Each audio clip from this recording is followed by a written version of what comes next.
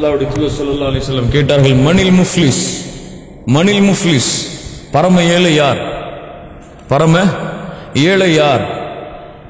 சஹாபாக்கள் சொன்னாங்க, என்ன சொல்லுவாங்க, அல்லாஹ்வுடைய தூதரை, யாருக்கு தீனார் இல்லையோ, திர்ஹம் இல்லையோ, உலக வாய்ப்புகள், உலகத்தில் செல்வம் இல்லையோ, அவன் தான் பரம ஏழை. அல்லாஹ்வுடைய தூதர் ஸல்லல்லாஹு அலைஹி வஸல்லம் சொன்னாங்க, பரம ஏழை அவன் அல்ல, மறுமையில் வருவான் நன்மைகளின் மூட்டைகளை சுமந்து கொண்டு, நன்மைகள் மூட்டைகள் எல்லாம் சுமக்கப்பட்டு இருக்கும்.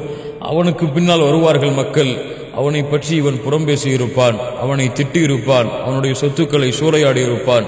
அதன் காரணமாக அவனுடைய நன்மைகள் எல்லாம் அவர்களுக்கு பங்கு வைத்து கொடுக்கப்பட்டு நன்மைகள் எல்லாம் முடிந்தவுடன்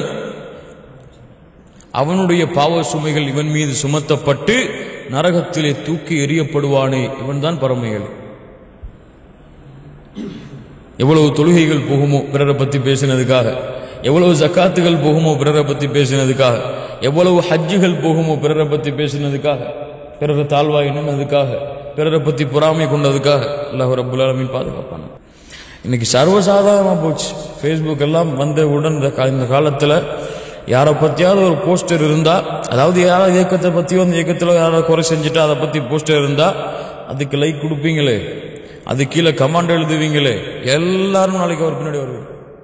இல்ல மாஷா அல்லாஹ் பாதுகாத்தவர்கள், உங்களை சொல்லல, பொதுவா சொல்ல, எல்லாம் அவர் பின்னாடி லைக் கொடுத்தவங்க எல்லாம், ஷேர் பண்ணவங்க எல்லாம், கமாண்ட் கொடுத்தவங்க எல்லாம், அந்த குறைக்கு எல்லாம் நாளைக்கு பின்னாடி குறை யாருமே எழுதப்பட்டது அவர் போட்டிருக்கவே மாட்டாரு.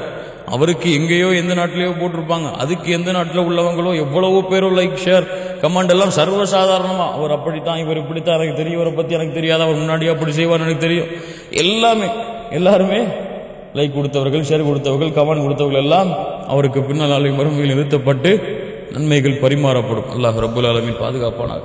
ஒரு விஷயத்தை கேள்விப்படுறோமா, அல்லாஹ் இடத்துல ஒப்படைச்சிட்டு, அது அல்லாஹ்வுக்கும் அவருக்கும் உள்ள விஷயம், என்னிடத்துல குறைகள் இருக்காதா யோசிச்சு பாருங்க. நான் அந்த தன்மையில இருந்தா எப்படி இருப்பேன் யோசிச்சு பார்ப்பாங்களே யாராவது.